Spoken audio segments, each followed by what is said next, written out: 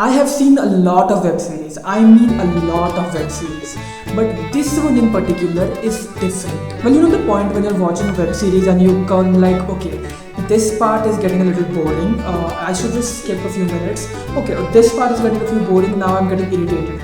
There is no instance like this in The Mentalist. Let me start from the beginning. Patrick Jane, who was a psychic reader at first, he talked about a serial killer named Red John in his show, and then as revenge, Red John killed his wife and child. Patrick Jane was in mental therapy for quite a while after that, and then he joined the CBI as a consultant. And that is what the series revolves around mostly. Patrick Jane, Teresa Lisbon, Rixby, the Goat Cho, and Agent Van Pelt, solving different cases in each episode and slowly getting closer and closer towards that serial killer who killed Patrick's wife and child. His name is Red John. That is the entire plot of the story. But it's so much interestingly written. I mean, Patrick Jane, his IQ is more than Albert Einstein's, by the way, according to Google, not me. Now, let me first talk about the Kira and L type relationship between Patrick and Red John. I mean, it's not a Kira and L type relationship, but it's quite similar to that. With a show which is this long and how they have perfectly written it in a way that the audience does not lose interest in it at all. To understand this perfectly, we need to talk about a different show in particular, How I Met Your Mother. Now, in How I Met Your Mother, the main plot revolves around Ted, the main character of the story, telling his kids the story of how he met their mother. And to be honest, the mother is revealed in the last episode of the last season. But until we reached that point, the show showed us little props, little hints, so that the audience does not lose interest in the main thing about the show. The Mentalist also does the same thing, but in a completely different way. Now, I have only seen 2 seasons of The Mentalist, and I'm only going to talk about those 2 seasons in particular. In one season, they only show like 2 or 3 Red John related cases, but those 2 or 3 Red John related cases keep us hooked the entire time. They'll show us in the beginning of the season, then they'll show us in the middle of the season, and then they'll show us that in the finale of the season. It's written so perfectly that the audience will not lose interest in Patrick versus Red John. Now, let's talk about the main group of characters in the show. Teresa Lisbon. She's like the team leader.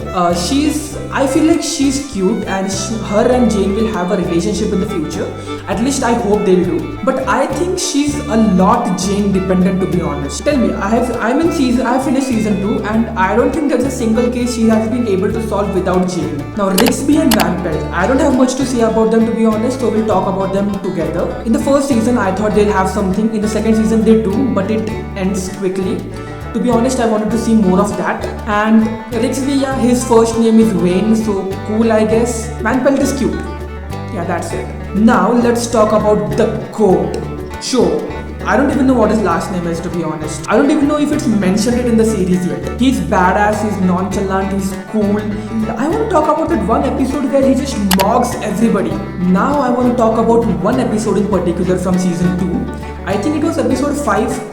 His red right hand something. That episode, at least for me, changed everything. Bosco, the guy who had a crush on Lisbon, his entire team was killed inside their own office. They were investigating the Red John case and they were killed by one of their own. She wasn't a cop, she used to work there, but yeah, she was one of their own.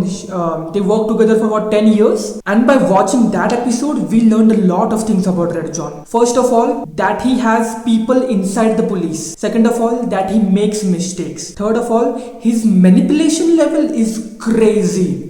I mean, he manipulated that woman into killing their entire team. And during interrogation, I think she was like, Red John loves me. You're a liar. No, nah. And I think she was killed right after that. We learned that Red John makes mistakes. He also needs to cover his tracks. And the highlight from that episode, Minale's speech to the media, that was insane. Goosebumps. My respect for their character increased a lot after that speech, but that didn't last long. He quit right after that. Then the new boss came. My expectations for her were pretty low at first, but now that I'm done with season 2, she seems fine, I guess. I usually start my videos by saying the bad things about the topic first and then the good things. But to be honest, I have nothing bad to say about The Mentalist as of now. It's peak. If you're a Dexter fan, if you're a psychology student, if you're a Lucifer fan, start watching The Mentalist. It's peak. Now, the chemistry between Lisbon and Jane is insane, and I want to see them get into a relationship in the future. One thing in particular which is my favorite about this series is the sheer amount of good actors in it.